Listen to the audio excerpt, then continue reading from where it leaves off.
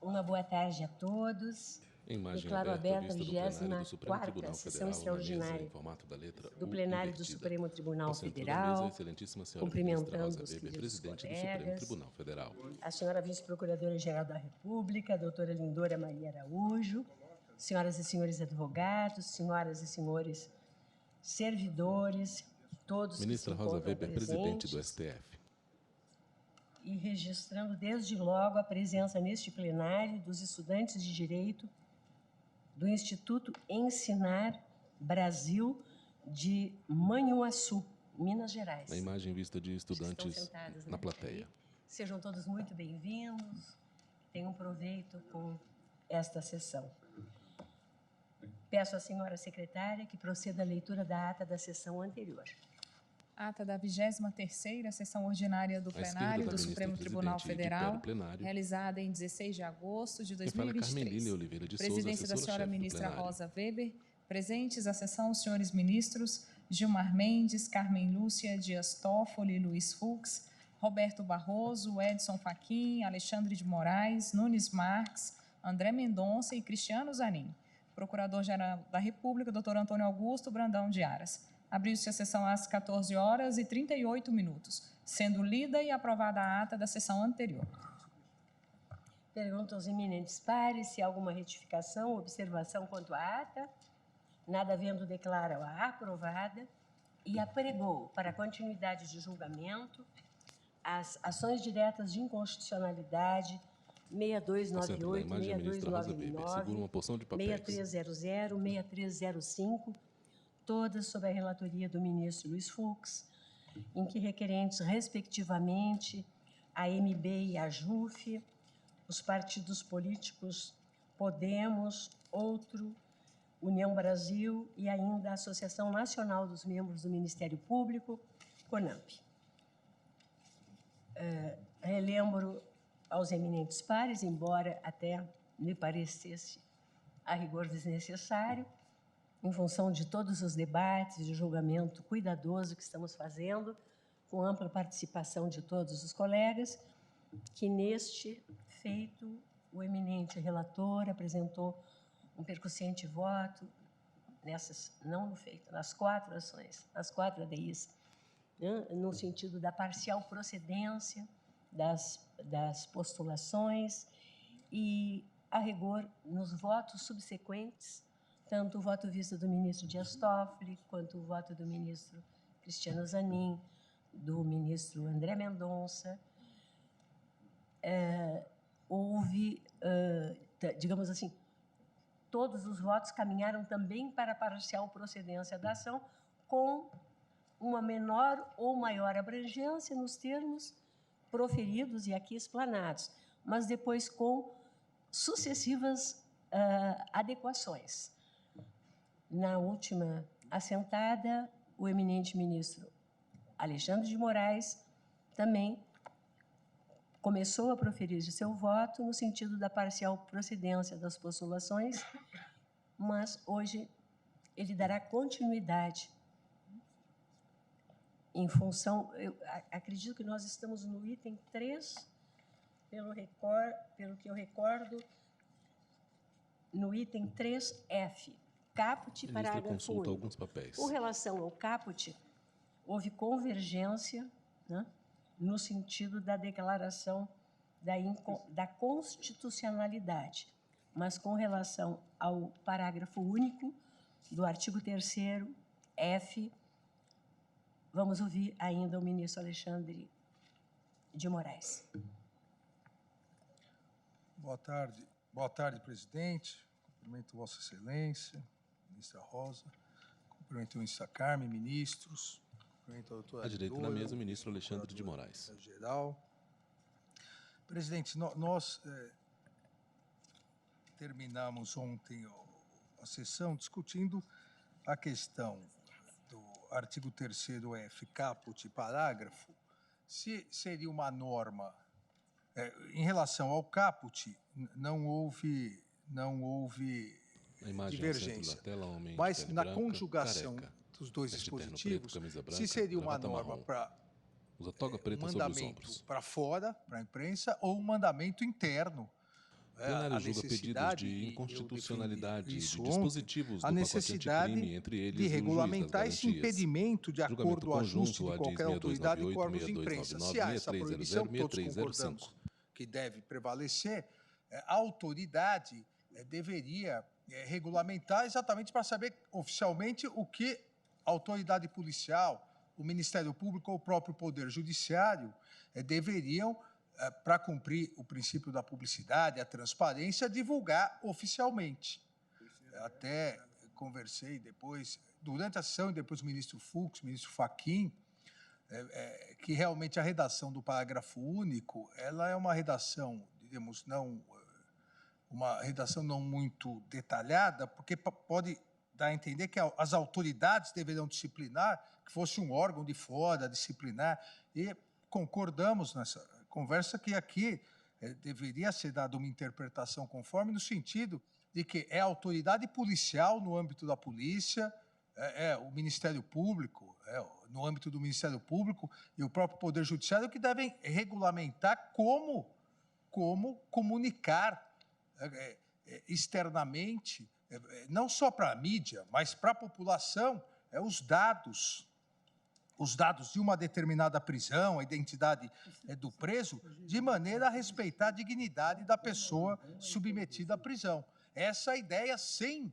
qualquer limitação ao trabalho da imprensa. Obviamente, as informações que a imprensa eventualmente obtiver, a imprensa é livre para divulgar, mas o que não é possível é permitir que haja esse acordo, ajuste das autoridades policiais, ministeriais e mesmo judiciais com a imprensa e divulgação de dados que atentem contra a dignidade da pessoa. Seria nesse sentido a limitação. Mas ouço o ministro Fachin, que foi que sugeriu ontem uma redação interessante.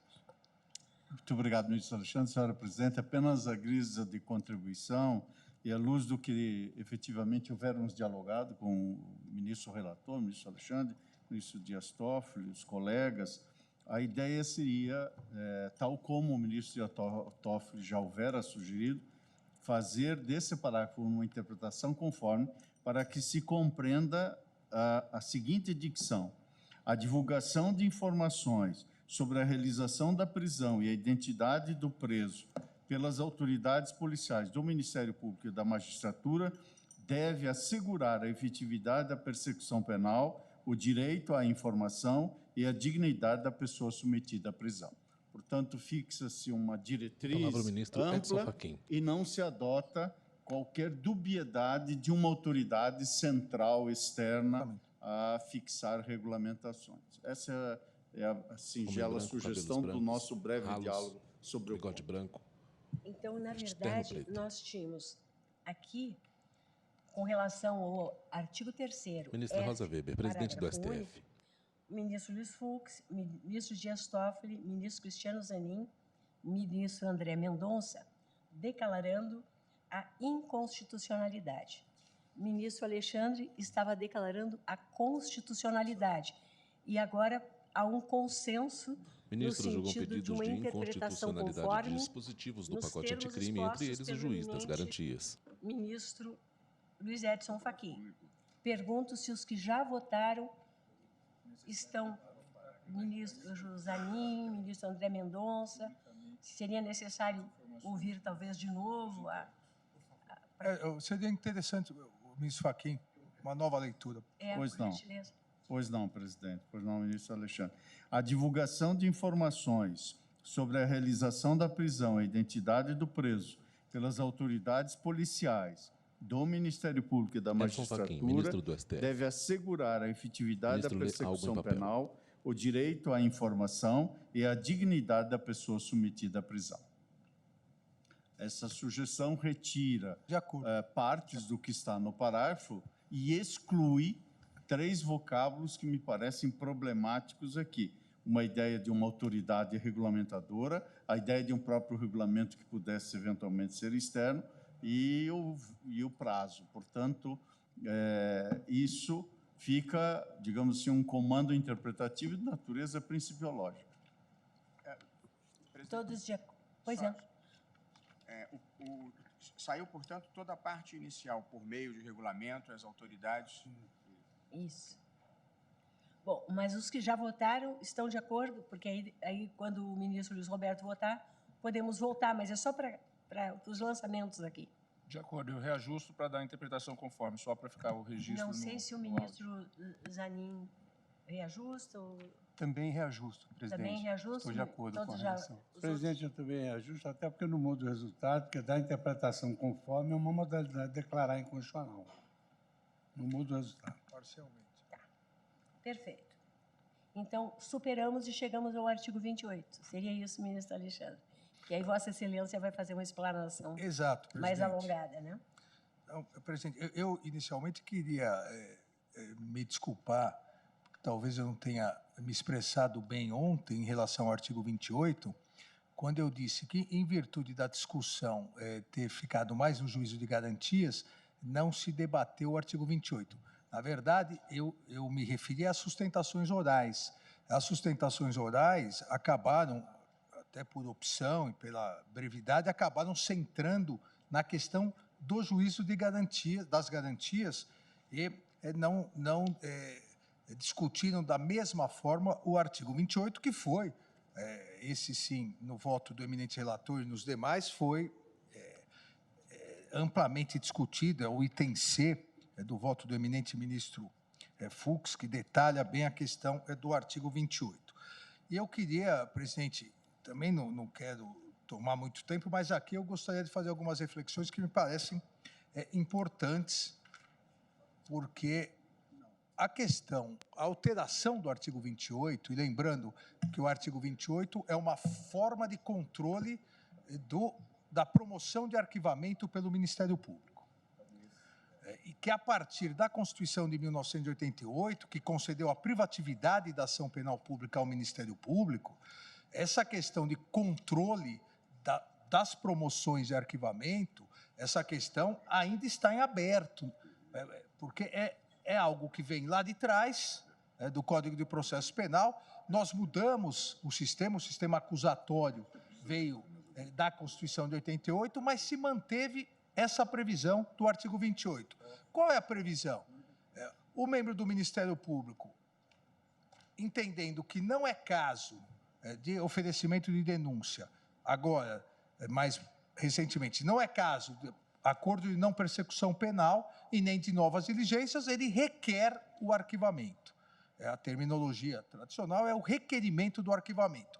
Olha, a partir do sistema acusatório, não há nenhuma dúvida que o juiz não pode indeferir o pedido de arquivamento e iniciar a ação penal. Aí entra o artigo 28. Se o juiz não concorda com aquela promoção de arquivamento, o juiz deve remeter a um órgão superior. No caso dos Ministérios Públicos Estaduais, Procurador-Geral de Justiça. No caso do Ministério Público Federal, a Câmara Criminal. O Procurador-Geral de Justiça ou a Câmara Criminal, ela que vai decidir, ou eles irão decidir, em última análise, se mantém o arquivamento, se pedem novas diligências, se oferecem a denúncia ou designam um novo membro do Ministério Público para oferecer a denúncia. E por que isso? Senhor ministro Porque a Alexandre de Moraes. titularidade, aqui me parece o mais importante, principalmente a partir da Constituição de 88, a titularidade da ação penal pública é do Ministério Público, não é de um membro do Ministério Público. Veja, não é daquele promotor que está atuando, daquele procurador da República que está atuando, é da instituição Ministério Público. Consequentemente, o controle deve ser feito pelo Ministério Público. Além do Poder Judiciário, do Legislativo e do Poder Executivo, só o Ministério Público tem o que a doutrina denomina esse ato de soberania estatal. Se o Ministério Público, enquanto instituição, não uma única pessoa, mas se o Ministério Público, enquanto instituição, decidir que alguém não será processado, essa pessoa não será processada por ação penal pública. A promoção de arquivamento do promotor, do procurador da República e o órgão superior, mantendo, não há possibilidade desse início de ação penal. É um ato de soberania porque se esgota no âmbito da instituição. A Constituição, isso foi longamente discutido na Constituinte, a Constituição, no artigo 5º, inciso 59, estabeleceu a possibilidade da ação penal privada subsidiária à pública, quando houver inércia do Ministério Público. A própria colocação disso no artigo 5º, inciso 59, coloca como um direito fundamental da sociedade também poder promover a persecução penal, mas na inércia do Ministério Público. E a jurisprudência pacificada desse Supremo Tribunal Federal, antes de 88 e pós-88, é no sentido de que inércia é a omissão total do Ministério Público.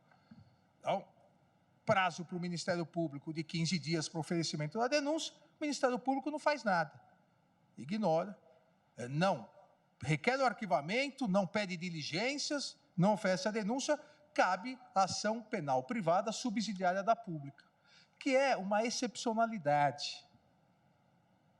Acontece um caso em 1 milhão de casos, e entre nós, quem foi promotor sabe, é uma vergonha para o membro do Ministério Público que deixa passar o prazo sem uma manifestação. E mesmo assim a legislação dá, entre aspas, uma segunda chance.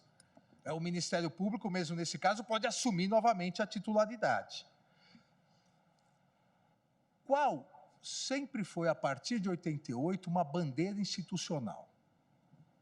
Eu digo isso porque participei como membro do Ministério Público, da Associação Paulista do Ministério Público, da CONAMP, é que a partir do sistema acusatório consagrado, o juiz, o judiciário, deixasse de participar disso. Olha, promotor requer o arquivamento, eu sou o juiz da causa. A hora que eu não concordo e peço uma revisão para que seja processado, dizia o Ministério Público, isso acaba influenciando a imparcialidade do juiz, porque se o procurador-geral, no caso estadual, manda denunciar, o juiz é que pediu para isso. Isso feriria o princípio, o sistema acusatório. O que o Ministério Público, CONAMP, Colégio de Procuradores-Gerais, sempre defendeu, deve ser igual no inquérito civil. Se o membro do Ministério Público, ele promove, não mais requer, promove o arquivamento, ele promoveu e ele manda ao órgão superior para revisão de todos os casos de arquivamento. E havia 2 fortes motivos para isso. O primeiro, exatamente, que se resolveria no âmbito do Ministério Público, não colocando em risco a imparcialidade do juiz. E o segundo, porque o Ministério Público poderia finalmente, e me parece que isso é importante, o Ministério Público poderia finalmente estabelecer teses institucionais do que deve ser arquivado e o que deve ser denunciado. Porque o que ocorre hoje com a redação do artigo 28? Eu sou promotor de uma comarca, eu fui promotor mais de 2 anos, criminal só em São Bernardo. O meu colega do lado, promotor em São Bernardo, casos semelhantes, eu podia requerer o arquivamento, ele denunciar. E a minha propositura de arquivamento, se o juiz não mandasse pelo 28, acabaria, não caberia ação penal privada subsidiária. Casos semelhantes, muitas vezes, por entendimento pessoal do promotor, ora são arquivados, ora são denunciados. A partir do momento, e era essa a defesa institucional do Ministério Público, a partir do momento que todos os arquivamentos são submetidos, os órgãos superiores começam a fixar diretrizes, começam a fixar entendimentos institucionais para todos os casos, como já ocorre no inquérito civil. Todo inquérito civil que o promotor arquiva, ele deve em 5 dias, e o procurador da República arquiva, em 5 dias remeter ao Conselho Superior. Vem a lei e adota exatamente, com alguma variação, mas a ratio da lei é exatamente o que o Ministério Público sempre pediu. E dizem que o pior dos sonhos é você obter os seus sonhos, né? A caminhada é melhor. O que faz a CONAMP? Entra com ação direta de inconstitucionalidade contra o que ela defende desde 1988. E por quê? Porque faltou o cálculo realístico, na prática, o que iria ocorrer. E eu peço aqui atenção, mais atenção dos eminentes colegas, o movimento do setor do artigo 28 do Ministério Público de São Paulo é, em média, normalmente, de 2.500 feitos. Então, dos milhares de arquivamentos, 2.500, os vários juízes de São Paulo mandam pelo artigo 28. 2.500. Veja, por mês, vamos ficar no ano que fica mais fácil, por ano são arquivados em São Paulo em torno de 120 mil inquéritos. Somente 2.500 o juiz manda pelo artigo 28. O que ocorreria com a aplicação da lei, que teoricamente me parece correto, foi sempre defendido pelo Ministério Público, ao invés de 2.500 irem, os 120 mil iriam. Ou seja, hoje, só 2,3% dos inquéritos são submetidos à revisão. Nós aumentaríamos em 45 vezes esse número. Eu volto a insistir, do ponto de vista teórico, doutrinário, institucional, me parece absolutamente correto. Do ponto de vista prático, seria necessário aqui uma alteração. Por exemplo, o Procurador-Geral de São Paulo, ele precisaria aumentar, existe um assessor do 28, que chama, em todos os ministérios públicos, o assessor é do 28, um ou dois, ou são dois só, porque são 2.500 feitos por ano.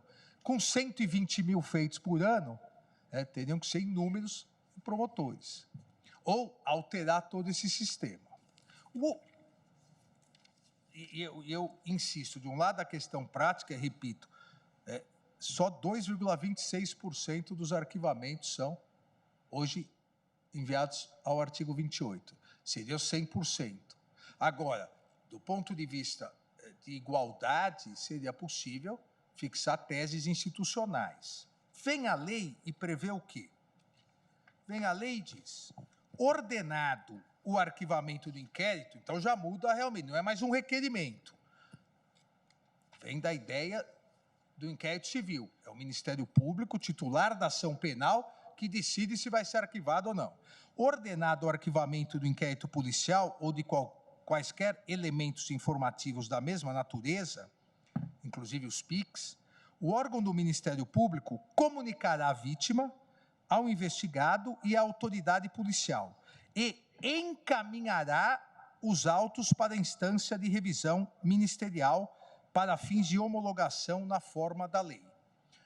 Aqui está a adoção do que o Ministério Público sempre defendeu e mais, presidente. Havia uma grande discussão da ausência de controle do arquivamento pelos procuradores gerais de justiça, nas questões de foro, de prerrogativa de foro. Não havia previsão. Então, o Procurador-Geral de Justiça que determinasse o arquivamento, o Tribunal de Justiça era obrigado imediatamente a arquivar. A Lei 8.625, que é a Lei Orgânica dos Ministérios Públicos Estaduais, ela estabeleceu que o Colégio de Procuradores tem como competência rever, mediante requerimento de legítimo interessado, nos termos da lei orgânica, decisão de arquivamento de inquérito policial ou peças de informações determinada pelo Procurador-Geral de Justiça. Então, o que não existia para o Procurador-Geral de Justiça, a lei orgânica do Ministério Público, em 93, a Lei 8.625, estabeleceu a possibilidade do requerimento do legítimo interessado. Veja, não estabeleceu que o Tribunal de Justiça anticrime, entre eles o juiz das garantias. Já retirou o Judiciário para não comprometer a imparcialidade. Não determinou que fosse automático todos os arquivamentos, mas determinou a possibilidade do legítimo interessado. E eu trago no meu voto várias leis complementares estaduais que acabaram regulamentando isso. Quase todas regulamentaram. Goiás, Mato Grosso do Sul. Geralmente a possibilidade, mediante requerimento do legítimo interessado, da maioria absoluta dos procuradores de justiça, determinarem que fosse denunciado uma forma de controle. Então, qual a situação atual, presidente, nessa evolução? Em relação à primeira instância, entendeu a legislação, que está suspensa, e até porque, à época eu conversei com o ministro Luiz Fux sobre essa questão, os procuradores gerais vieram, não arguindo propriamente tanto a inconstitucionalidade, mas dizendo que não teriam condições imediatas, porque, como eu disse, de 2,26% dos inquéritos, eles passariam para 100% terem que analisar. Mas a situação ficou, na primeira instância, a lei optou pelo, diríamos, sistema acusatório puro ou puríssimo. O membro do Ministério Público arquiva, comunica interessado, comunica a autoridade policial, comunica ao próprio juiz, mas remete todos os casos à instância superior. No caso do Procurador-Geral de Justiça, dos Procuradores Gerais de Justiça, a legislação federal, a Lei 8.625 de 93, complementada pelas leis complementares, adotou o que nós podemos chamar o sistema acusatório misto. Porque, ou o sistema acusatório relativizado, o membro do Ministério Público, o Procurador-Geral, arquiva, não há um controle automático, mas o interessado, ele é oficiado, e o interessado pode pleitear ao Colégio de Procuradores essa revisão. Então, há uma fórmula de revisão. Qual o problema que surgiu? E é o mesmo que poderia surgir na interpretação dessa lei. Quem é o interessado para pedir a revisão? Se é um caso de homicídio, não há problema. Na segunda instância, o procurador-geral arquiva um caso de homicídio, a família da vítima pode pedir a revisão. Se é um caso de roubo e furto, não há problema. A vítima pede a revisão. Se é um caso de peculato, os crimes contra a administração pública, eles começaram a ter problema nessa revisão. Porque quem pode solicitar? É o Poder Executivo que pode. E esse controle ficou meio inútil, porque não tinha um órgão específico para isso. Vem a lei, e a lei adota, ao mesmo tempo, o sistema, no sentido da revisão, o sistema acusatório puro e relativizado. Porque no caput diz que ordenado, repito, o arquivamento do inquérito policial ou de quaisquer elementos informativos, o órgão do Ministério Público, ele arquiva, comunica a vítima ao investigado, à autoridade policial e encaminhará os autos para a instância de revisão. Então, aqui, todos os casos deverão ser enviados. Mas o parágrafo 1º fala, se a vítima ou seu representante legal não concordar com o arquivamento do inquérito policial, poderá, no prazo de 30 dias, submeter a matéria à revisão da instância competente do órgão ministerial, conforme dispuser a respectiva lei orgânica. Ficou algo, eu diria, algo esquisito. Ao mesmo tempo que diz que o membro do Ministério Público arquivando tem sempre que mandar, conjunto, isso é o caput, no parágrafo diz que a vítima ou representante legal não concordando poderá, no prazo de 30 dias do recebimento da comunicação, submeter a matéria da revisão à instância superior. Se todos os casos devem ser submetidos, aqui é um bis in idem ao determinar que a vítima também deve submeter. O que fez? Qual foi o voto do eminente ministro relator? Uma interpretação, e se eu estiver errado, porque nós recebemos tantas tabelas agora, se eu estiver errado, me corrija, ministro Luiz Fux. O eminente relator disse, ao se manifestar pelo arquivamento do inquérito policial ou de quaisquer elementos informativos, submeterá sua manifestação ao juiz competente. Manteve o sistema anterior. E comunicará a vítima ao investigado e à autoridade policial, podendo encaminhar os autos para o procurador-geral ou para a instância de revisão ministerial, quando existir, para fins de homologação na forma da lei. E no parágrafo 1º, se a vítima ou seu representante legal não concordar com o arquivamento, ou se a autoridade judicial competente verificar patente ilegalidade ou teratologia no ato do arquivamento, poderá, no prazo de 30 dias de recebimento da comunicação, submeter a matéria à revisão da instância competente. Sua Excelência, o eminente relator, manteve a participação do judiciário nessa questão do arquivamento.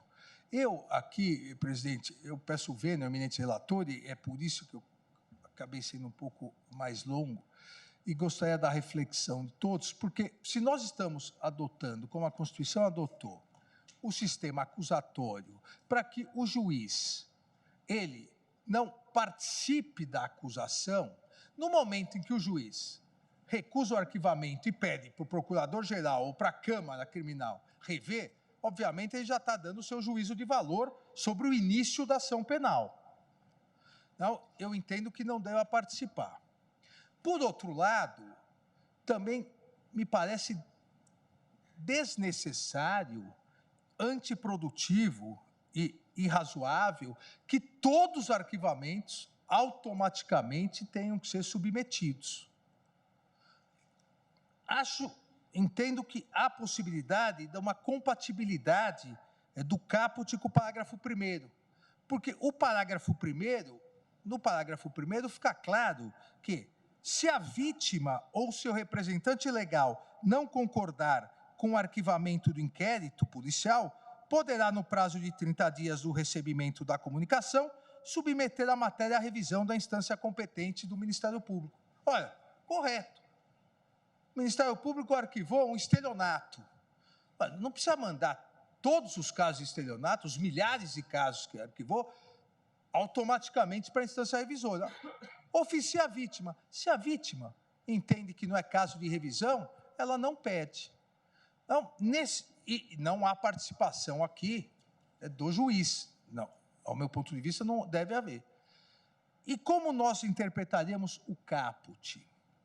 Nos casos em que não há a personificação da vítima, principalmente nos crimes contra a administração pública, nos crimes contra a democracia, na nova lei de defesa da democracia, não há uma vítima. Nos crimes onde não há a possibilidade da aplicação do parágrafo 1º, onde não há uma vítima, nesses casos, a revisão deveria ser sempre obrigatória. Então, nos crimes contra a administração pública, nos crimes de defesa da democracia, nos crimes onde não existe uma vítima especificada, uma vítima determinada, onde a vítima é toda a sociedade, quem vai poder pedir a revisão? Não há essa previsão. Então, nós poderemos utilizar uma interpretação conforme como já existe na ação popular. Na ação popular, quando o juiz julga improcedente, o que ele deve fazer na ação popular, obrigatoriamente? Que hoje já não se chama mais, se fala o duplo grau de jurisdição obrigatória, o recurso de ofício. Como a defesa é do patrimônio público, se o juiz julga improcedente a ação popular, ele deve mandar para o tribunal.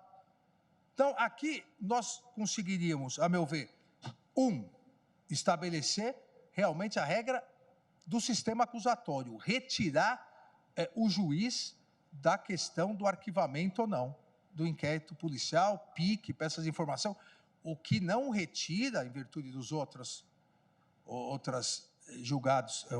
interpretações interpretações que dermos, da supervisão geral, mas somente desse controle específico. Quem vai realizar esse controle específico? Quando houver uma vítima, se aplica o parágrafo 1º. O Ministério Público oficia a vítima e a vítima determinada, quando houver uma vítima determinada, ela, no prazo de 30 dias, pode pedir a revisão pelo órgão ministerial. Aqui, ou o Procurador-Geral ou a Câmara Recursal. Quando não houver uma vítima determinada, nos crimes em que é o Estado, a sociedade, a vítima, uma vítima indeterminada, aplicaríamos o artigo 28 caput. Ou seja, nesses casos, ordenado o arquivamento, o membro do Ministério Público imediatamente deve pedir a revisão geral. Nós balancearíamos isso. E o grande volume de arquivamentos, o grande volume é de crimes em que há vítima. Lesões corporais, furto, arquivamento, acidentes automobilísticos, lesões culposas. Então, nós não ampliaríamos tanto esse percentual de revisão, mas não deixaríamos hoje, o que me parece que há necessidade dessa melhoria na fórmula de controle, não deixaríamos os crimes onde a vítima é toda a sociedade sem a possibilidade de revisão. Então, presidente, em resumo, eu aqui declaro a constitucionalidade do parágrafo 1º, como está, e no caso do caput, na verdade, também a constitucionalidade, mas uma interpretação no sentido de que o encaminhamento automático, o encaminhamento dos autos para a instância de revisão ministerial, esse encaminhamento automático somente nos casos onde não se aplica o parágrafo 1º, ou seja, somente naqueles casos em que a vítima é indeterminada, em que a vítima é toda a sociedade, ou seja, onde não há uma vítima a ser oficiada para exercer essa fórmula de controle. Não sei se me fiz claro, presidente, eminente relator. Vossa Excelência, ficou claro. Ficou absolutamente claro para mim a clara posição de Vossa Excelência. Ministra Rosa Weber, presidente do STF. Eu só observo que não é exatamente aquela primeira que havia sido remetida. Seria isso? Porque ali constava assim. Sim, exatamente, presidente. Houve uma adequação. Porque eu analisei esses números, os percentuais e os votos que me antecederam, e realmente me parece que não há necessidade da revisão automática de todos os casos, quando a própria vítima não quer. Se há uma vítima individualizada e ela é oficiada e ela não pede, não há necessidade de sobrecarregar a Justiça Criminal, o Ministério Público com isso.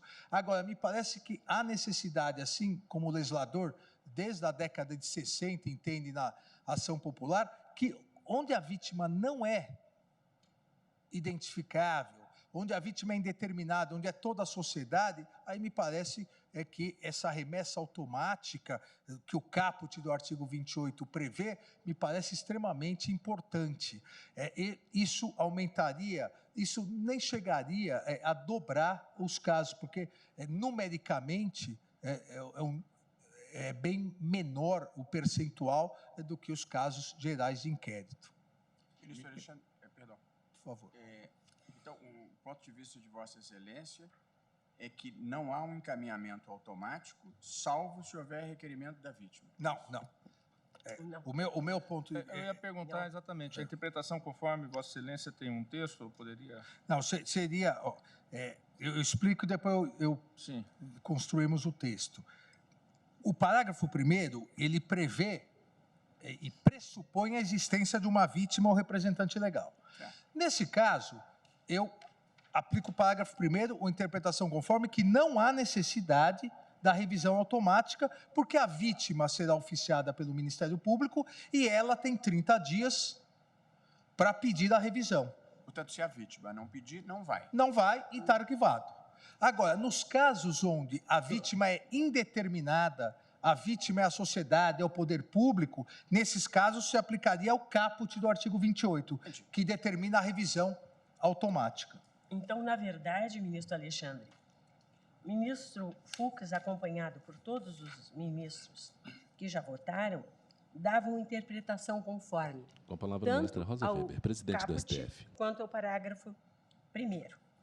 Vossa Excelência dá interpretação conforme também aos dois, só que com outra abrangência. Porque eu afasto o juiz. É isso. Eu afasto o juiz, dou interpretação conforme ao caput, ou seja, ordenado o arquivamento do inquérito policial ou de quaisquer elementos informativos da mesma natureza em crimes onde a vítima é indeterminada ou toda a sociedade, o órgão do Ministério Público comunicará ao investigado e à autoridade policial e encaminhará os autos para a instância de revisão ministerial para fins de homologação, na forma da lei.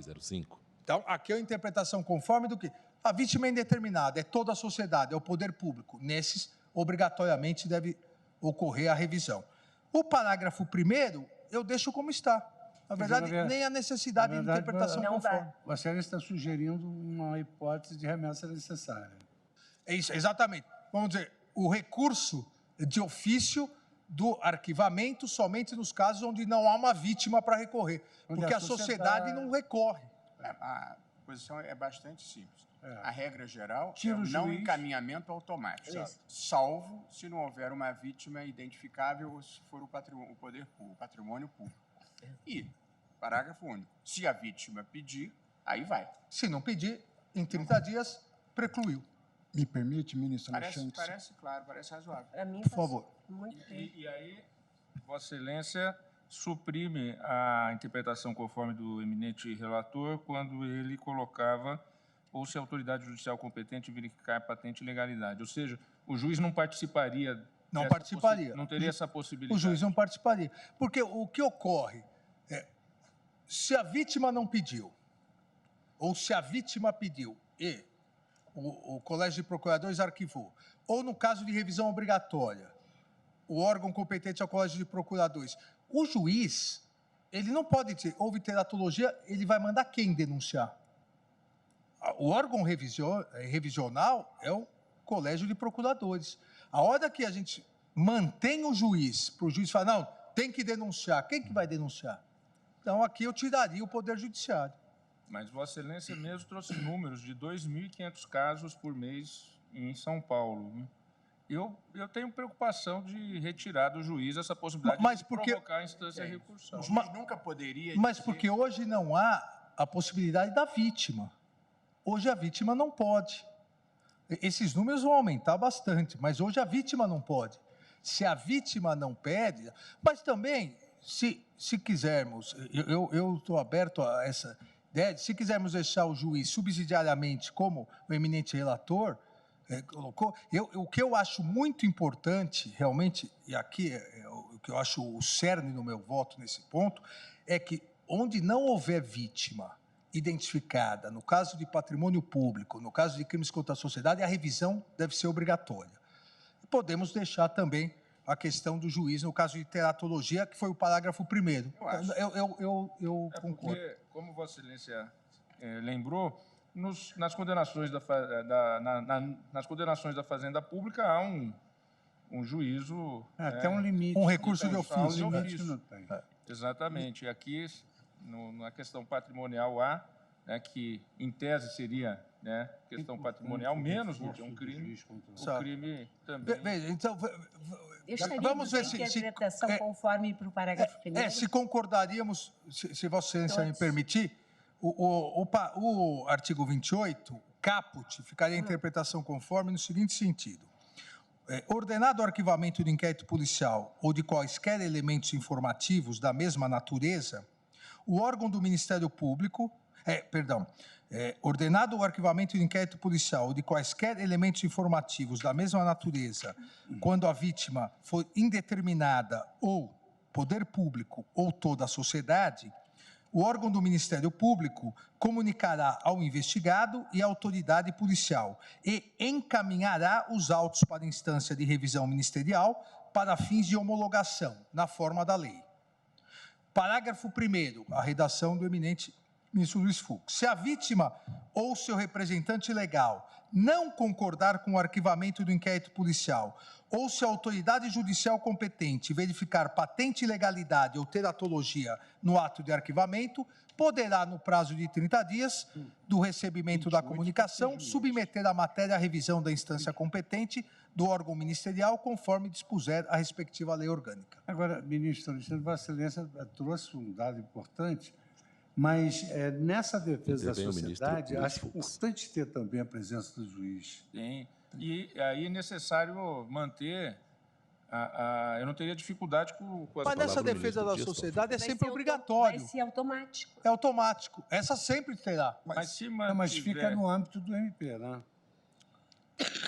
Sim, mas hoje também fica no âmbito do MP. Hoje, se o promotor arquiva e o juiz manda para o procurador-geral e o procurador-geral insiste no arquivamento, acabou. Porque aí não tem ninguém para denunciar. Então, me permite aqui uma questão que eu não concordo em relação a manter o caput do artigo 28 sem interpretação conforme, porque o arquivamento tem que ser comunicado ao juiz. E essa é a interpretação conforme que eu sigo do ministro Luiz Fux. Não, mas veja... Se tem que comunicar o início ao juiz e a supervisão do juiz, o encerramento também tem que ser comunicado ao juiz. Sim, então ficaria ordenado o arquivamento do inquérito policial, ou o caput, ou quaisquer elementos informativos da mesma natureza. Ministro Alexandre, nos crimes, nos crimes sem vítima identificada, eu tinha dado outra redação, nos crimes sem vítima identificada, ou a vítima, o poder público ou a sociedade, o órgão do Ministério Público comunicará o investigado, a autoridade policial, a autoridade judicial, incluímos então a autoridade judicial, e encaminhará os autos para a instância de revisão ministerial para fins de homologação na forma da lei.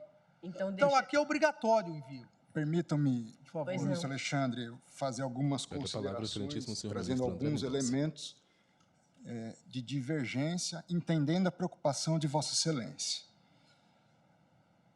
Questão da vítima. Quem é vítima? André Mendonça, ministro do STF. Os crimes contra a administração. Homem branco, furto, cabelos grisalhos, abuso de autoridade, veste terno cinza, camisa branca, um sequestro. Essa vítima, ela já está numa situação de vulnerabilidade. Uma vez havendo arquivamento, primeiro, muitos são pobres, não tem quem os represente, sequer em juízo, quanto mais para fazer uma arguição perante um órgão de representação do Ministério Público. Então, eu vejo com preocupação, em primeiro lugar, mesmo que haja uma vítima, pessoa física, com CPF, com endereço. Por isso que mantivemos a possibilidade do juiz também, como é hoje. Pois é, mas aí eu entro um segundo argumento. Crimes praticados, corrupção. Quem é vítima? Se a corrupção é no âmbito federal, a vítima é a União. A sociedade toda também é vítima, sem dúvida nenhuma. Mas foi dilapidado o patrimônio público. Sim, mas aí seria automático. Não, sempre. Aí a advocacia pública é quem representa. Há uma vítima determinada, nós temos casos dentro da Advocacia Geral da União, onde a AGU é assistente de acusação. Temos casos onde se avalia a propositura ou não de ação penal privada subsidiária da pública. Então, mas nós podemos até avançar nesse sentido, mas há uma vítima, essa vítima tem representação legal, com sede constitucional. Mas no campo do direito penal, a incolumidade aqui, no caso desses crimes contra o patrimônio, a vítima pode até ser a União, mas a vítima é toda a sociedade. Toda a sociedade toda a sociedade. Vítima, mas a União representa a vítima específica. Mas por isso que é importante que a revisão seja sempre automática. A União pode até participar, mas a revisão tem que ser sempre automática. Porque se a União também nada fizer... Nós estamos partindo ou o Estado, né? Qual é o pressuposto? O Ministério Público tem o dever de acionar vendo elementos. Ele faz uma manifestação. Nós estamos mantendo um ao lado do outro, a verificação judicial. Conjunto. A DIS 6298, a Advocacia do Estado, ela sendo intimada. Eu estou tendo duas instâncias, no mínimo, de controle. O juízo e a advocacia pública. Então, com a devida vênia, entendo as preocupações, mas acho que nós avançaríamos em questões, na minha modesta opinião, sem a devida reflexão em termos de impacto como um todo nessa seara.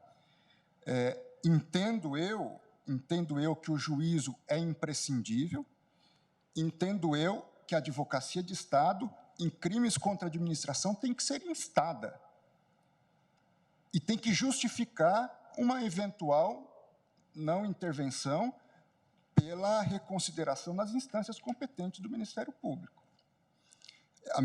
Por isso que entendo, com a devida vênia, as opiniões em contrário, que a proposta do ministro Fux, ela resguarda essas questões, deixando consignado, até a título de não se pensar que ninguém pode, além do Ministério Público, fazer uma revisão do seu próprio ato na esfera criminal, ter a advocacia de Estado intimada nos crimes contra a administração pública e ter que justificar uma intervenção e reclamação perante o órgão competente do Ministério Público, ou não, mas justificado.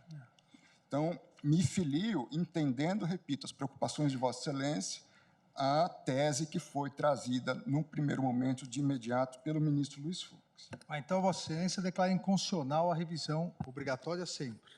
Não, acompanho a interpretação conforme que foi trazida pelo ministro Luiz Fux. Não, mas o ministro Fux acaba com a revisão obrigatória. Sim.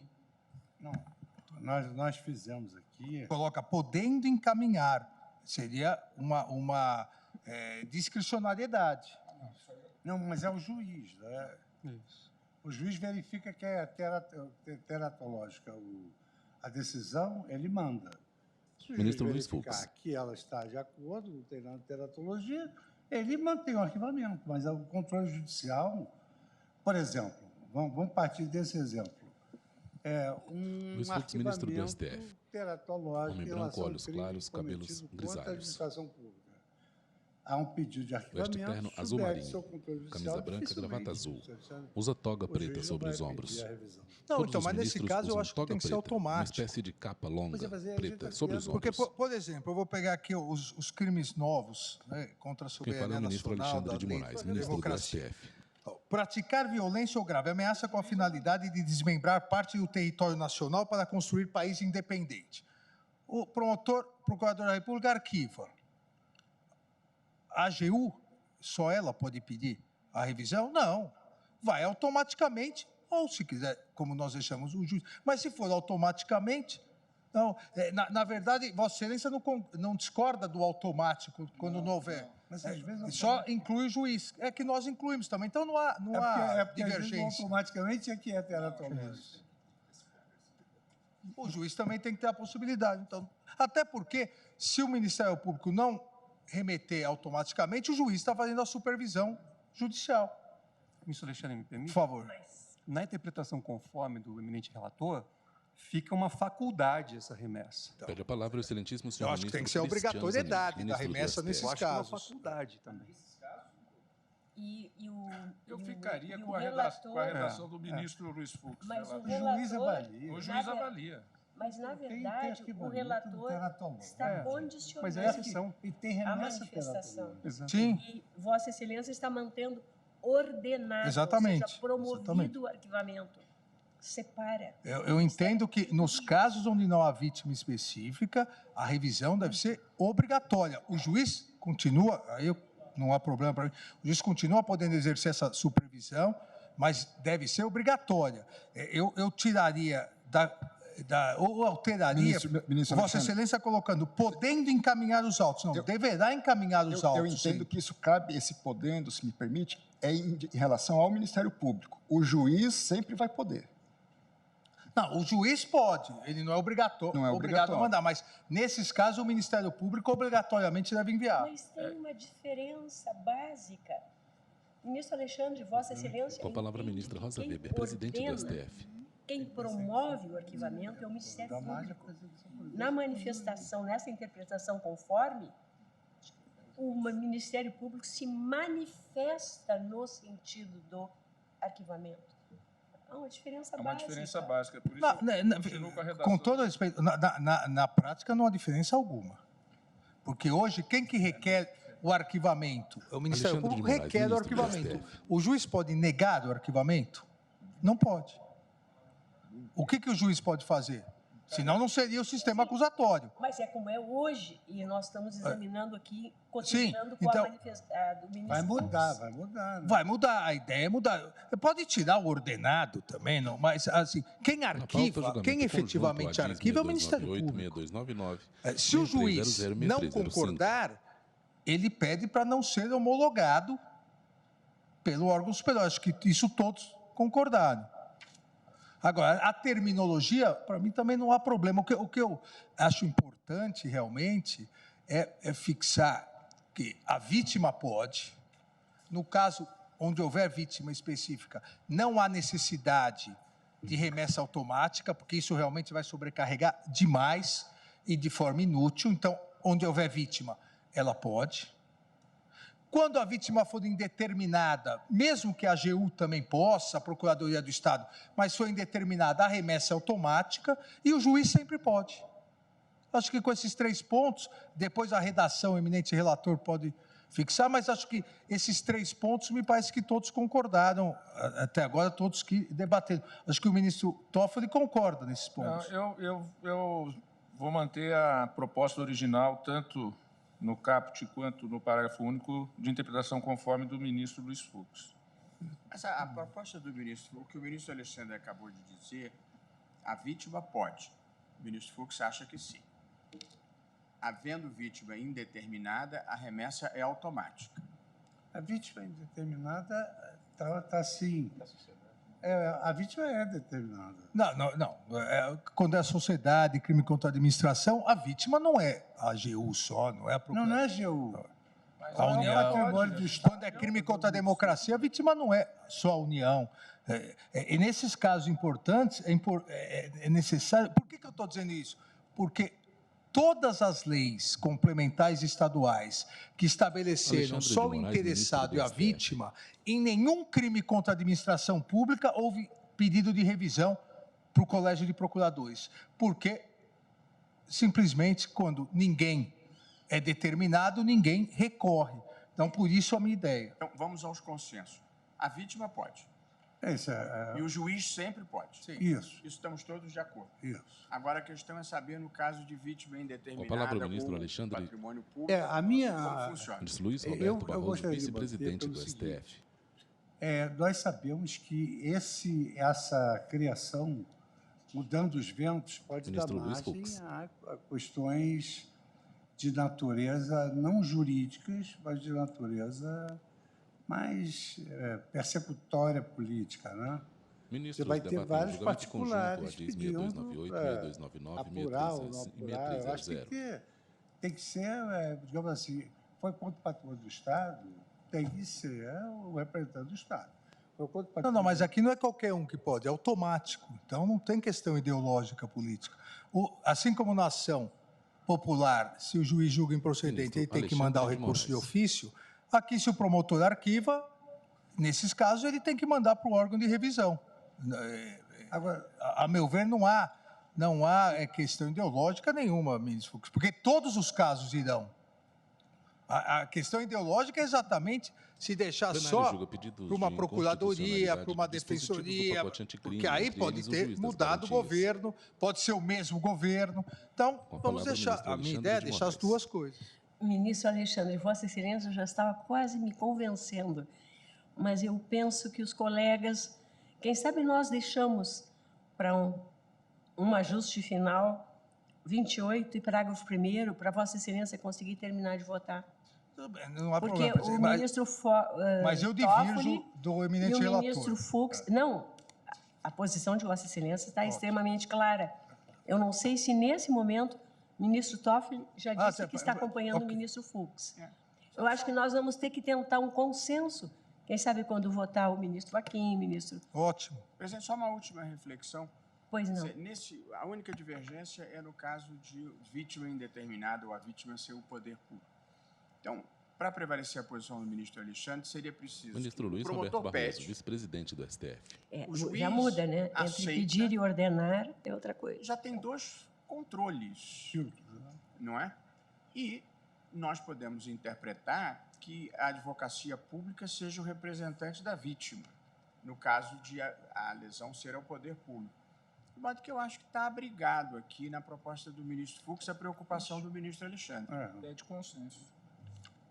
Para mim, a diferença que continua básica é o poder ou não do juiz interferir. Porque uma coisa é um promotor ordenar e promover um arquivamento. E outra coisa é o promotor requerer o arquivamento. Mas já chegamos a um consenso de que o juiz sempre pode encaminhar para a instância superior. Acho que isso houve um consenso. Não é?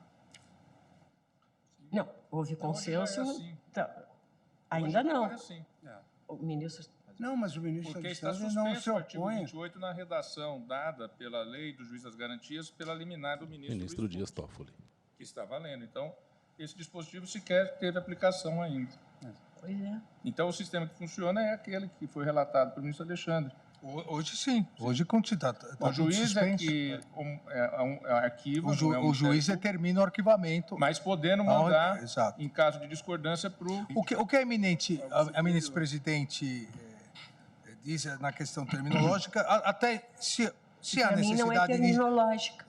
Para mim não é só terminológica, não. Ela tem um ponto essencial.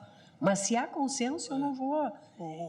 A minha dificuldade é porque o ministro Toffoli e o ministro Fux, eu estou entendendo, não sei o ministro Cristiano, que estão mantendo a posição anterior. Também mantenho, presidente, a interpretação conforme do eminente relator.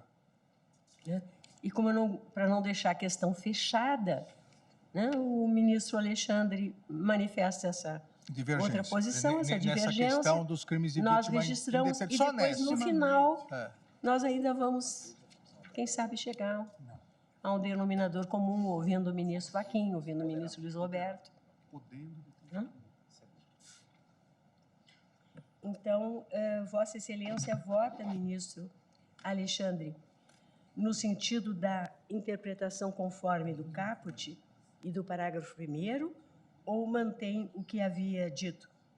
Declara a constitucionalidade do parágrafo 1º e dá uma interpretação conforme ao caput? Não, eu voto, presidente, no sentido da interpretação conforme Quem vota caput. É o ministro Alexandre de Moraes. Como eu disse, depois eu passo a redação, mas em relação a vítimas indeterminadas, crimes contra o Estado, crimes contra o patrimônio público, a necessidade da revisão obrigatória, independentemente do juiz poder se manifestar, da vítima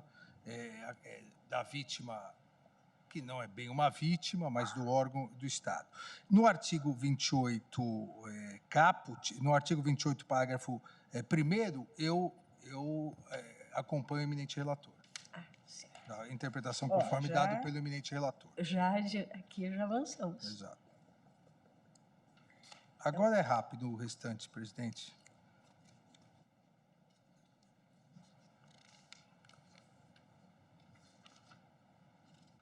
O ministro Alexandre de Moraes consulta alguns papéis. A divergência é só no caput. Tá, acho que nós depois vamos acertar essa divergência.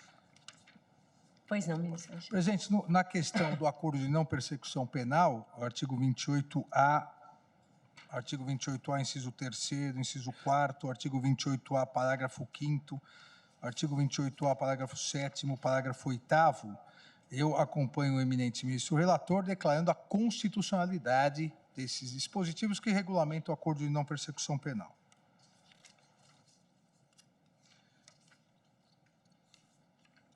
Em relação ao parágrafo 5º do artigo 157, o juiz que conhecer do conteúdo da prova declarada inadmissível não poderá proferir a sentença ou acórdão. Também acompanho o eminente ministro Luiz Fux, declarando a inconstitucionalidade do dispositivo. Parágrafo 5º, então, Vossa Excelência acompanha ministro Fux, ministro Dias Toffoli e ministro André. Exato. Nós temos uma divergência. Não entendo como defendeu também o eminente ministro Dias Toffoli, o eminente ministro Cristiano Zanin, que o mero conhecimento de uma prova ilícita gera um impedimento ao magistrado. Até porque é função do magistrado analisar dentro do seu livre conhecimento se a prova é lícita ou não. Imagina, chegou a decisão e declara ilícita a prova e se declara por impedido, vai para o outro magistrado. Daí o outro magistrado também acha que é ilícita a prova, vai para o outro. Até algum que vai falar, não, para poder julgar a prova é lícita, não há muita razoabilidade no dispositivo. O artigo 310, presidente, também acompanho o eminente ministro relator. Aqui é a questão da possibilidade da audiência ser por videoconferência, no caso do auto de prisão em flagrante, acompanho a interpretação conforme proposta pelo eminente ministro Luiz Fux, tanto no caput quanto no parágrafo 4º. O caput e o parágrafo 4º, aqui, o parágrafo 4º prevê a possibilidade de prorrogação, que nós já julgamos, o eminente ministro Dias Toffoli até relembrou ontem, uma ADI, que nós julgamos a necessidade de análise de prorrogação da prisão, não é automática a cessação da prisão. É isso, presidente. Obrigado pela paciência. Não, o voto de Vossa Excelência foi muito esclarecedor e nós podemos já fazer vários ajustes. A rigor ficou só essa pendência do caput, do F, enfim, do 28, perdão, do 28. Ministro Nunes Marques, eu consulto Vossa Excelência se votaria agora ou mais adiante? Fica a critério de Vossa Excelência. Então, Vossa Excelência está com a palavra. Senhora Presidente, ministra Rosa Weber, na pessoa de quem cumprimento os meus pares, senhora vice-procuradora-geral da ministro do STF. Araújo, senhores advogados, servidores, senhora secretária da sessão, meu boa tarde a todos. Senhora Presidente, direito da mesa, excelentíssimo senhor ministro, pele negra, cabelos curtos, e farei sem juntada barbas, do voto completo e usaria mesmo azul marinho, dos colegas camisa branca, da gravata vermelha, usa toga preta sobre os ombros. O artigo 3A, eu voto conforme a proposta do relator e deixo de fazer considerações porque acolho como minha fundamentação as já expostas. Eu vou apenas fazer considerações naquilo que eu entendo que merece algum destaque, alguma ressalva. O 3B, vou fazer alguma consideração. O artigo 3º-B, peço venha para divergir do eminente relator e acompanho o ministro Dias Toffoli e faço um breve comentário sobre isso. É manifesto que pode o legislador ordinário isolar competências jurisdicionais anteriores ao recebimento da denúncia e atribuí-las a órgão judiciário diverso daquele que apreciará o mérito da acusação. Esse tipo de solução está perfeitamente dentro da margem de discricionariedade do legislador. A Constituição Federal, a institui as competências criminais, geralmente usa ou apenas o verbo julgar e suas derivações, ou para ligar a causa ao órgão competente, ou então utiliza os verbos processar e julgar com a mesma finalidade. Quer dizer, não há regra constitucional expressa de competência jurisdicional para as medidas anteriores à propositura da ação penal. Porém, como existem garantias constitucionais que antecedem o processo penal em si, e muitas delas se consubstanciam na cláusula de reserva jurisdicional, infere-se que tem de existir algum tipo de juiz competente para apreciação dessas medidas pré-processuais. A Constituição, no entanto, não impõe que o juiz competente para apreciar tais medidas seja o mesmo que julgará a causa. Não impõe nem proíbe, de modo que tudo remanesce sob alta discrição do legislador ordinário. É, de fato, livre ao legislador federal, no exercício de sua competência normativa em matéria processual penal, artigo 22, inciso 1 da Constituição Federal, escolher o melhor modelo de competência dos juízes para apreciar as medidas pré-processuais requeridas quer pela polícia, quer pelo Ministério Público. A questão maior está em saber se a alternativa escolhida pelo legislador não dependeria, para sua implementação, da mobilização de recursos humanos e materiais em níveis proibitivos. Se hoje o mesmo juiz pode apreciar as medidas preparatórias e depois julgar a causa, com a instituição do juiz das garantias, será preciso encontrar uma forma de atribuir a competência para as medidas preparatórias a outro órgão judicial, seja criando varas judiciais, seja instituindo algum tipo de competência cruzada entre elas. O problema é particularmente agudo em comarcas com um só juiz, porque qualquer substituição depende de convocação de um juiz de outra comarca, o que, em tese, implica custos não desprezíveis. Com base na experiência que tive em administração da Justiça Federal da Primeira Região, parece-me completamente implausível a hipótese de aumento zero de custos para implantar o juiz de garantias. Excluo essa hipótese como premissa para a solução da presente controvérsia. Temos de partir da ideia de que seguramente haverá aumento de custos, de modo que é necessário pensar em até que ponto o Congresso pode criar despesas para os Estados e para a própria União sem a indicação imediata da respectiva fonte de custeio. Em outras palavras, o problema não é tanto de direito processual, mas de direito constitucional, financeiro e administrativo. Pode o Congresso, por lei de processo, criar ônus administrativo e financeiro de grande monta para ser custeado pelos Estados, pelo Distrito Federal e pela própria União, sem os necessários estudos e ajustes de impacto orçamentário e financeiro?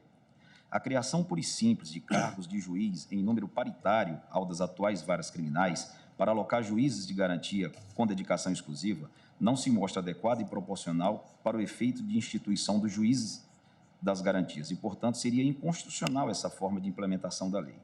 Também não se mostra adequado, como bem mencionou o ministro Alexandre de Moraes, um sistema de competências cruzadas, em que os juízes criminais se substituiriam reciprocamente. Por outro lado, as novas tecnologias da informação e da comunicação trouxeram algumas possibilidades interessantes, em termos de desterritorialização da jurisdição e de economia para a instituição de novos juízos. Dada a completa virtualização dos processos judiciais, já não existe aquela necessidade de que o juiz que irá apreciar a medida processual penal seja necessariamente aquele que reside na comarca, ou algum juiz que se desloque para lá mediante o pagamento de diárias e outras despesas. A Constituição exige a residência na comarca apenas para o juiz titular, artigo 93, inciso 7. Então, é factível que o juiz das garantias não resida na comarca do local do fato e, mesmo assim, possa atuar na fase de investigações, sem maiores ônus econômicos para o Tesouro. Ou seja, senhora presidente, eminentes colegas, me parece que existe uma alternativa administrativa para implementar o juiz das garantias sem o agigantamento do aparelho judiciário. E essa alternativa está na instituição de um modelo regionalizado e virtual de juízes de garantias, com alocação de magistrados titulares para exercerem cumulativamente ou em regime de exclusividade a função de juiz de garantias, mas sempre com investidura objetiva e prévia aos fatos, por nomeação, remoção ou promoção, observado o regime jurídico e as garantias da magistratura. Sobre o prazo para a implementação do novo modelo, é provável que seja necessária a edição de leis, em alguns estados, para fazer os ajustes que se mostrem necessários, inclusive com a criação de cargos de juiz e de servidor. Certamente, também é indispensável um amplo levantamento acerca do estado atual da virtualização dos processos e dos sistemas de comunicação da Polícia, do Ministério Público, da Defensoria e da Advocacia com o Judiciário. Por último, mas não menos importante, será necessário deflagrar e concluir os processos de investidura dos juízes que cuidarão dessa temática. Nesse contexto, já adianto que acho bastante razoável a proposta trazida e até então consolidada pelo ministro Dias Toffoli, mas eu sugiro o prazo de 36 meses, prazo máximo, contados a partir da publicação da ata de julgamento, como razoável para que todas as autoridades competentes dos 3 poderes da República, em âmbito estadual e federal, possam ajustar os meios, prazos e procedimentos para a efetiva instituição do juiz das garantias nos termos propostos pela lei ora impugnada. E volto a dizer, esse prazo seria um prazo máximo, sem absolutamente ter a pretensão de me imiscuir na atividade do Conselho, mas poderia, senhora presidente, termos alguns mecanismos de incentivo à concretização dessas medidas no prazo sugerido pelo ministro Dias Toffoli. Por exemplo, os selos de qualificação dos tribunais, eles poderiam receber, albergar essa incrementação como elemento de avaliação. Aqueles tribunais que conseguirem efetivar num prazo mais exíguo teriam o seu reconhecimento pelo Conselho Nacional de Justiça. Ou seja, seria um misto de um prazo máximo e mecanismos de incentivo e reconhecimento a uma atuação mais célere pelos tribunais. Compreendo como razoável o prazo de implementação apresentado pelo eminente ministro Dias Toffoli, E a ele estou disposto a aderir, mas quero apresentar algumas questões. Estamos no segundo semestre de 2023. O orçamento do ano que vem já pode ter sido votado em alguns estados e, de qualquer modo, os tribunais de justiça e os tribunais regionais federais ainda precisarão realizar planejamentos para chegar aos valores que precisarão para a implantação do novo sistema, de maneira que dificilmente tais despesas figurarão já no orçamento do ano que vem. Com isso, apenas na lei orçamentária a ser votada no ano vindouro de 2024 é que se poderá incluir tais despesas para serem executadas a partir de 2025. Ora, mas sabemos que toda a burocracia para a contratação de pessoal, alocação de locais de trabalho, aquisição de mobiliário e de material de informática também leva certo tempo. Então, me parece que a estipulação de um prazo limite em 36 meses não é tão excessiva. E estou falando aqui de um prazo máximo. Aquelas unidades federativas que conseguirem se desincumbir antes poderão instalar mais cedo os seus juizados das garantias. Não podemos esquecer que a implantação do juizado de garantia será a maior mudança no processo penal brasileiro desde o advento do Código de Processo Penal de 1941. Muitas questões práticas poderão surgir, inclusive algumas sequer antevistas nesse momento, especialmente tendo em conta a heterogeneidade das condições financeiras e administrativas do Poder Judiciário nas várias regiões do território nacional.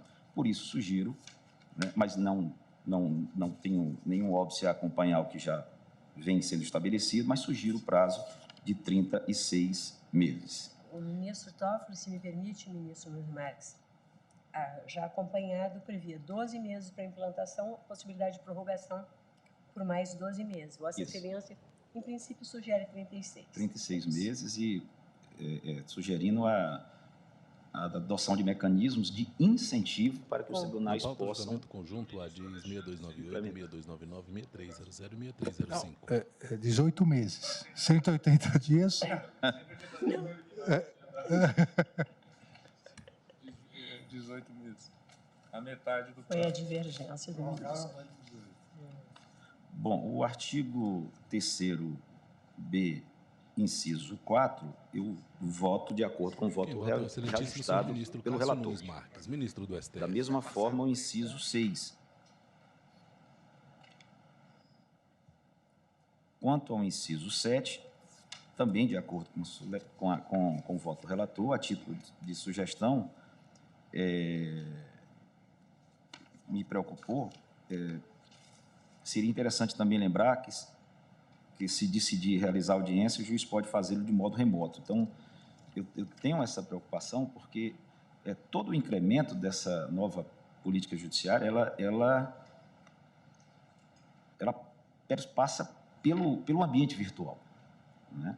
Então, quando se coloca aquela excepcionalidade, né, seria a última rácio, né, fazer uma audiência remota, me preocupa porque isso pode criar algum tipo de constrangimento aos magistrados. E a gente sabe que, na prática, essa seria uma solução, desde que resguardados os direitos, né, do preso. Mas é a título de sugestão para a gente refletir sobre isso. Em relação ao inciso 8, ainda no artigo 3º-B, também acompanho o voto do eminente relator da forma que o reajustou. O inciso 9,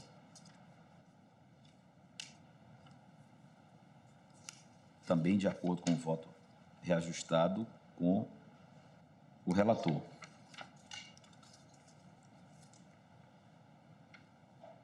O inciso 14, da mesma forma, senhora presidente, acompanhando o relator.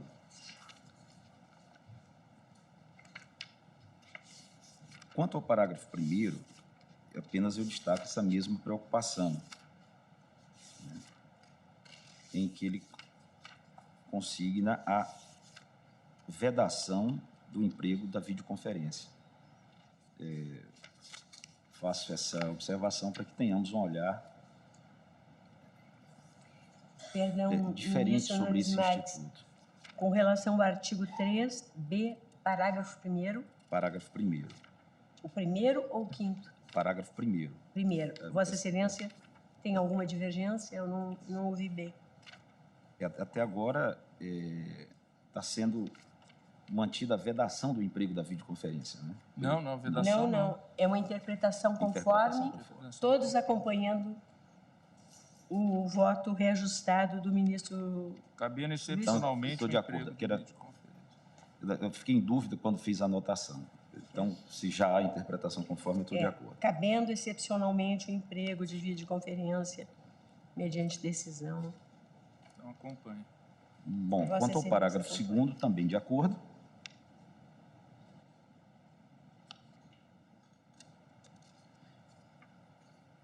Quanto ao artigo 3º-C, caput, eu tenho uma pequena consideração.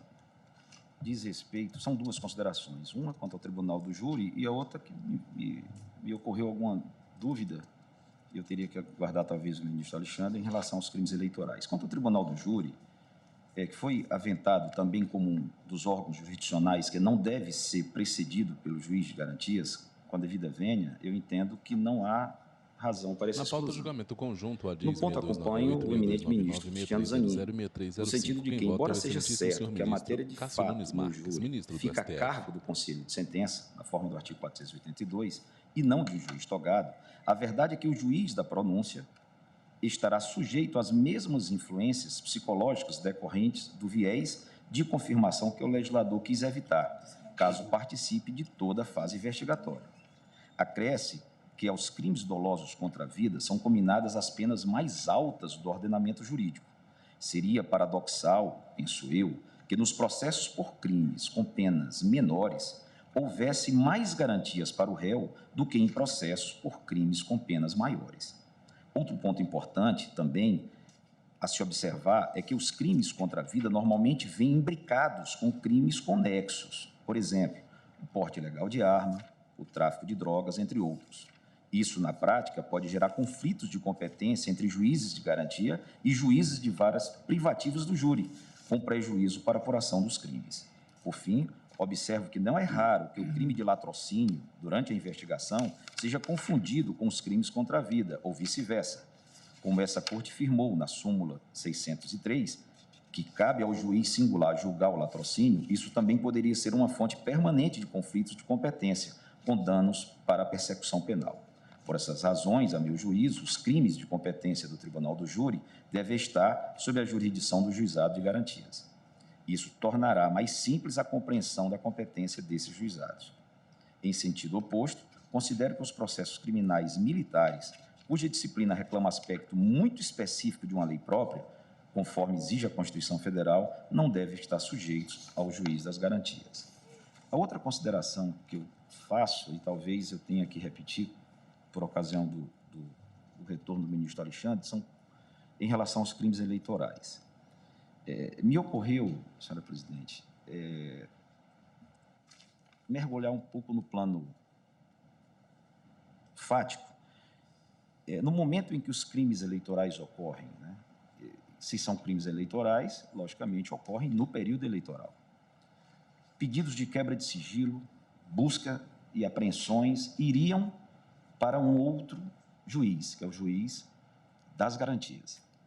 O juiz eleitoral da comarca, ele não teria sequer conhecimento desses fatos. Julga pedidos de isso me acendeu já de uma primeira preocupação. Entre eles, o juiz a segunda é que a própria Constituição Federal, e aí não podemos olvidar, no artigo 121, ele destina a lei complementar a organização e a competência dos tribunais eleitorais. E aqui nós estaríamos consolidando uma previsão de alteração dessa disciplina organizacional, inclusive de competência, através de uma lei ordinária. Então, essa observação que eu faço quanto aos crimes eleitorais. Não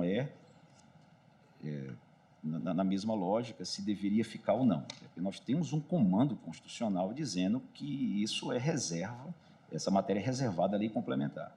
Então, seria o caso de não admitirmos essa implementação em relação aos crimes eleitorais. E, por fim, a minha preocupação também como isso seria efetivado, porque declaramos inconstitucional essa possibilidade do rodízio. Na prática, como seria isso? Uma parte, ministro Nunes Marques. Pois não, ministro Toffoli. É que esse debate sobre a questão processual eleitoral, se ela estaria submetida à lei complementar ou não, já foi superada no passado, quando se alterou... Pede a palavra o ministro Dias Toffoli. A primeira vez que se alterou a legislação processual sob a Constituição de 88. O tema chegou aqui quando, acho que nenhum de nós ainda estávamos aqui, nem o ministro Gilmar, a Corte deliberou que, como se tratava de matéria processual, poderia ser veiculada por lei ordinária. Então, toda a legislação processual eleitoral pode ser disciplinada, sim, por lei ordinária. Então, e, na verdade, com relação a esse aspecto... E a lei complementar é para a organização na realidade, não é uma divergência, só foram ponderações. A divergência, de forma conclusiva, é acompanhando... Não, é que houve uma adequação. Na verdade, ministro Nunes Marques, eu também manifestei essa preocupação em relação aos crimes do Tribunal do Júri, mas depois, ouvindo as ponderações aqui no plenário, acabei reajustando meu voto e fazendo referência específica apenas aos crimes da Justiça Eleitoral. Homem branco, cabelos ralos, então, uma interpretação conforme. Então, na verdade, do meu voto, eu acabei reajustando e excluindo, tal como proposto pelo eminente ministro Dias Toffoli, os crimes da competência do Tribunal do Júri. Na verdade, com relação a esse dispositivo, o ministro Fux manteve a compreensão, mas o ministro... Não, o ministro Fux, ele reajustou. Eu que errei na tabela que eu fiz aqui, Sua Excelência. Como ficou o voto? Porque eu reajustei... Não, eu reajustei, ministro, mas é porque nós decidimos... Não é que eu estou seguindo que as ações... Teve o ministro Luiz Fux. Que as ações conexas, os crimes comuns, iam passar também todos para a Justiça Eleitoral. Isso. Conexos, né? Os crimes eleitorais, vai prevalecer a Justiça Eleitoral. Então, ela vai... E foi uma decisão do Supremo, foi o debate de ontem, mas que bom, Vossa Excelência também reajustou. Ajustei ontem. Reajustou, né? Luiz Fux. Como a conclusão de... O ministro Fux, como ficou o voto do resultado de Vossa Excelência? Foi não. Excluiu, propõe a exclusão do juizado de garantias dos processos de competência originária dos tribunais, violência doméstica, tribunal do júri e crime eleitoral. Não, mantive a presença. E mantida a lei quanto às infrações de menor potencial ofensivo. Manteve quanto aos crimes eleitorais. Isso, nós já crescemos. Eu vou aguardar o ministro Alexandre, porque a proposta foi feita por ele. Ministro Cássio, até eu passei uma tabela aos colegas, mas com aquela observação para conferir. Para checar. E o ministro Luiz Fux me informou, né, que ele, nesse ponto que eu tinha colocado na tabela, que Sua Excelência tinha mantido fora do juiz das garantias, tinha colocado como não aplicável o juiz das garantias na Justiça Eleitoral, ele reajustou, e então, das exceções,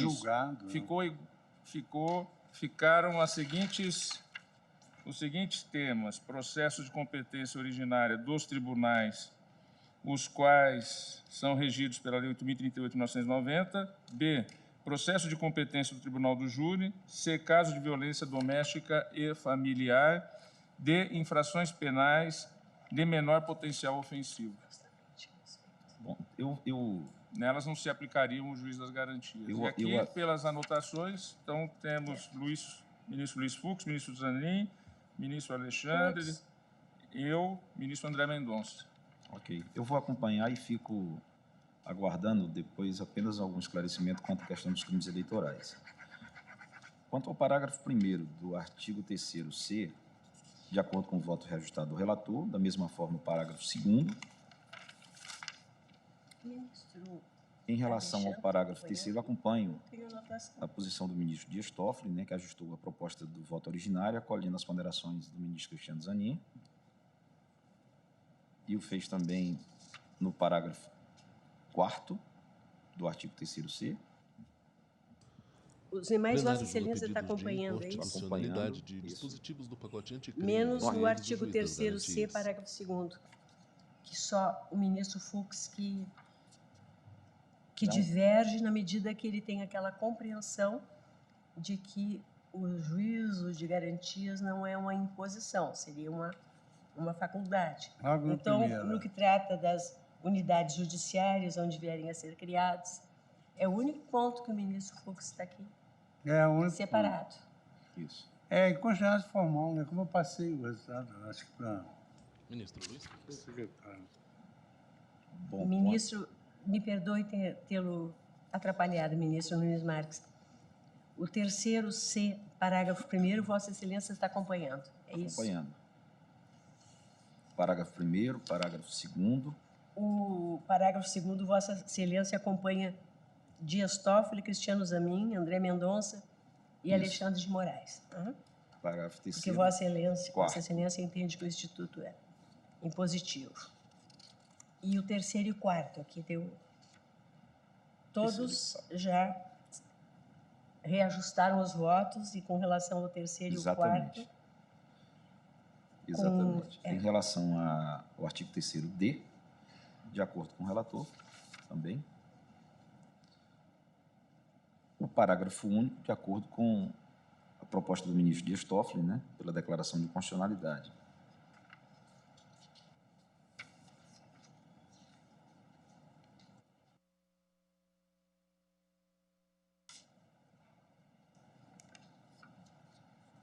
O artigo 3º E, de acordo com o relator.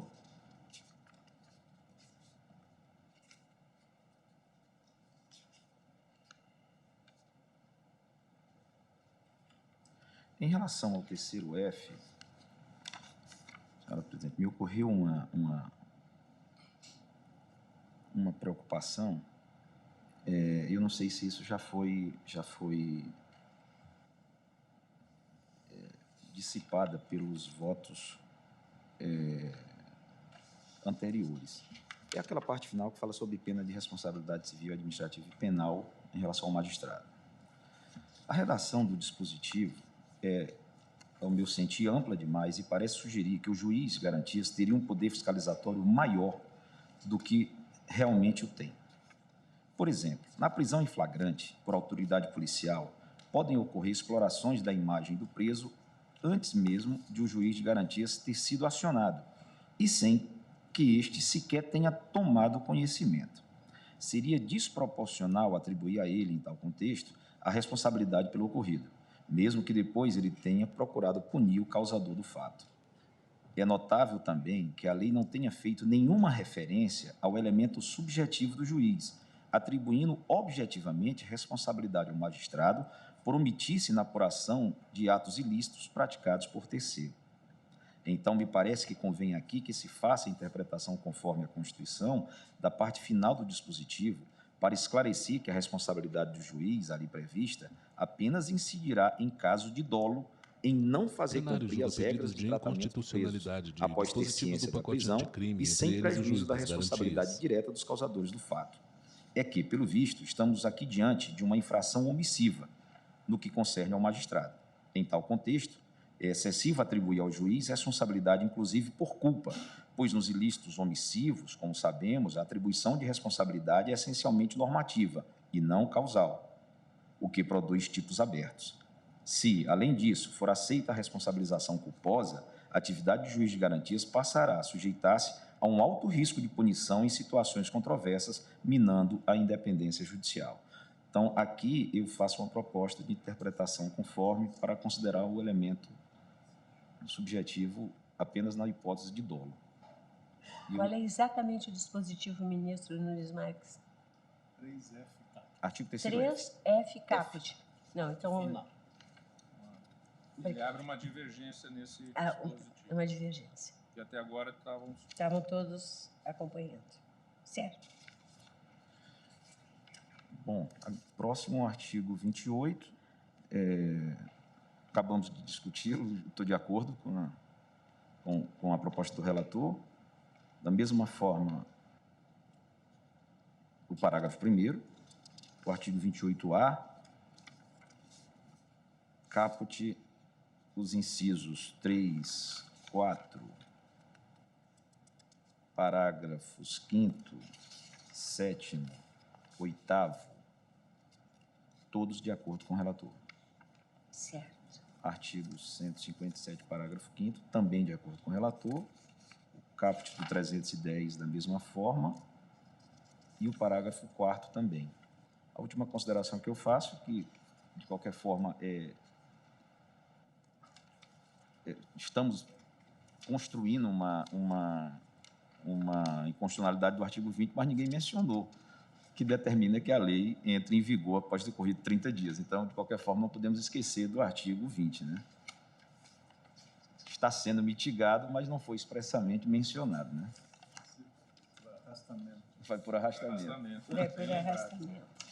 Bem lembrado. É como voto, senhora presidente. Só uma dúvida que eu não escutei a manifestação de Vossa Excelência sobre o artigo 3º-F, parágrafo único, que todos concordamos após a manifestação do ministro Alexandre de Moraes por uma interpretação conforme, todos que já votaram até agora, na forma da redação do ministro Luiz Edson Fachin. Sim, estou de acordo. Está de acordo. Só para fingir. Eu tinha tomado nota. Na verdade, a divergência ficou no 3F, né? No 3F capta uma divergência para uma interpretação conforme. É.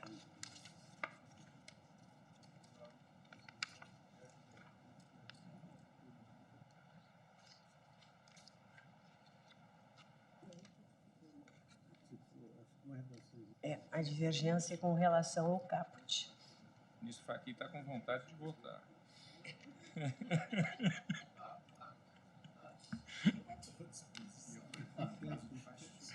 Mas nós vamos ter que suspender a sessão.